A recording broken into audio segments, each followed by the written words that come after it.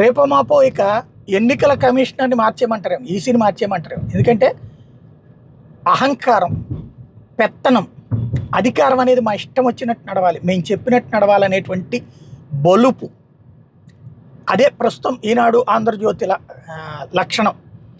మేము చెప్పినట్టే ప్రపంచం నడిచింది ఇంతకాలం, అట్లాగే నడిచి తీరాలి అన్నటువంటి. కానీ వీళ్ళు చెప్పినట్టే నడిస్తే 2 సార్లు చంద్రబాబు, 2 సార్లు ఏంటి 3 సార్లు ఎందుకు ఓడిపోతాడు? అది కామన్ సెన్స్తో ఆలోచిస్తే అర్థమవుతుంది. పాపం ఆయన ఆలోచించట్లేదు, వీళ్ళు మాత్రం మేమే ఆయన గెలిపించామనుకుంటున్నారు. కానీ ఆయన దించడానికి 3 సార్లు కారణం వీళ్ళే అన్నటువంటి మాత్రం అర్థం కాలేదు. అది ఒక ఎత్తు అయితే, ఇప్పుడు అసలైనటువంటి సమస్య ఏంటంటే అధికారుల మీద రోజు పుంకాను కథనాలు. అధికారులు అది పట్టించుకోవట్లేదు, చివరికి ఖండిస్తున్నారు. ఈసీ కంప్లైంట్ల మీద కంప్లైంట్లు, కొంతమంది మీద చర్యలు తీసుకుంది, మిగతా అందరి మీద. ఇప్పుడు టోటల్గా రాష్ట్రంలో ఉన్నటువంటి ప్రధాన అధికారులందరినీ తీసేసి తెలుగుదేశం పార్టీకి సంబంధించినటువంటి వాళ్ళని పెట్టుకోవాలి, లేకపోతే ఊరుకోరు. ఇప్పుడు అలాగా అంత అడ్డగోలుగా ఈసీ చేయట్లేదు, ప్రతి కూడా జాతీయ ఈసీ దగ్గరికి పంపిస్తున్నారు.